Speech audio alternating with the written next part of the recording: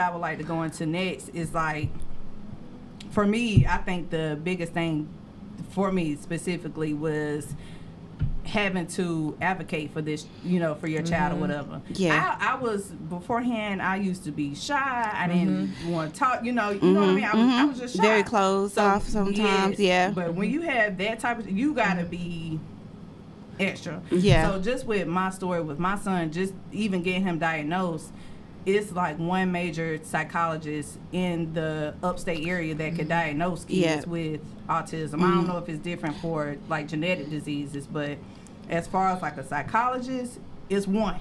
And I want to plug her name because still to this day she could catch these hands. But but she did not want, mind you, my son at that point then he was even nonverbal. She did not want to diagnose him. She did not want to do her job. She was like, because I did have a kind of like a diagnosis from the school system to where he could get those early intervention type of resources or whatever. But that's not an actual psychologist. So anything that's medical, I can't receive benefits from it or any resources from it. I had to get an actual diagnosis from her. She did not want to do it. She was like, you have what you need, and that's it. I talked to his early development doctors. Like, she's giving me a problem. Like, they even had to check in with her and everything. Oh, wow. Eventually, I got the appointment where they do the assessment or whatever, and anybody knows that, when you have especially with kids with autism, you got to do all these assessments. You there for an hour just to see, what they can do, what they understand, what they can't do or whatever. And they give you your diagnosis and what they would prescribe what's next for them. Right. So finally got in there. She was so rude. Like, her bedside manner was terrible. Like, literally in there snatching toys out his hand, all kind of that room wouldn't have been the same. But when you're dealing with kids with special needs and you're dealing with therapists and psychologists and doctors, you have to be their biggest advocate. Yeah. Because some care and some just there just because they doing it. Yeah. So it's like you have to, and it's just like not being mean, but I'm his mama. And I'm going, this is my child, I'm with him every day. So I know what this looks like. I know you're not there. You only there because you went to college and you read a book. Exactly. But you're not there 24/7 around the clock studying. Or even when they try to say your child is not going to be able to accomplish this, or he can't, or he or she can't do this. Well, I can say he do this at home every day. You just knew, so that's why.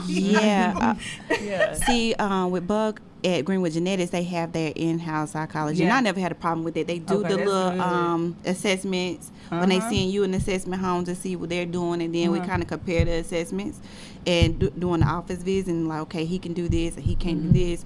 It's like kind of IEP. With the same thing like they do at school, but it's like more intense, like when he goes to those sessions. So it's like I never had a problem with the psychology. Girl, that's good. Kind of mentally, I know I was like, okay, I can see him doing this, or I can't see him doing that, but we gonna try anyway. Right. And even in school, he didn't have a psychologist in school. He just had like therapy, OT. Speech therapy. I say his teacher was like one of the okay. That's ooh, yes, Miss Kelly. Okay, Shout out to Miss Kelly. Yeah, that's my girl. We still tight to this day. I believe it. So it's like she was alongside me. She always been like his biggest advocate during the school system. Okay, cool. Still, that's good. What about you, Alicia?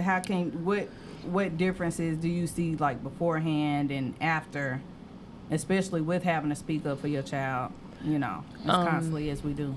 Yes, at the beginning, just like you, shy, I didn't want to say anything, but when I saw my child getting not the services she needed or the treatment that she didn't need, I say it real quick. I don't hold anything back, and I learned that I got respected more from teachers and stuff. Instead of me just being quiet. They would just I didn't play.